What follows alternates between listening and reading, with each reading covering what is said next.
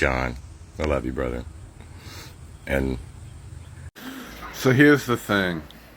In my state, they told me that it was okay in the law for me to do that on an elevated surface. And the place I was living, for the first year it was fine. The second year, neighbors down the road started complaining about it being on the elevated surface. And it's completely legal, and there was no ladder to it, so I had to keep putting the ladder up to get up there. And, like, the police, everybody had agreed to it, even the landlord. And then they sent me a letter stating they were going to kick me out because of this stuff. But everybody had agreed to it.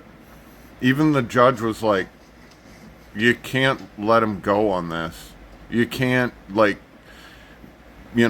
say that they did something wrong when they had everything regulated by the town and the state. So then we put them on the ground and we put a cage around them, and we had to have plastic all the way around them, and they basically didn't get any sunlight.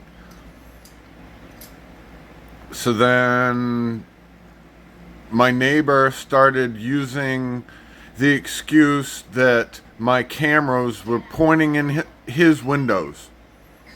And I was like, dude, they're pointing out back. They're not even pointing at your house. The police even came here to certify everything and certified my cameras. And he kept giving a big stink to the landlord, and the landlord eventually sent us eviction notice, and we were like, why? We went to court for it, and there was no reason you could have given us for this. It wasn't legal. So there's many laws that people don't really understand. Like, they have to actually look at the law to actually figure out what they can and can't do. And in this state, they restrict you so hard in the cities, but in the outer lying towns, they don't really care. But there are counties in this state that don't allow it at all. And they don't allow alcohol there. It's like prohibition. It's crazy. Have a grand day.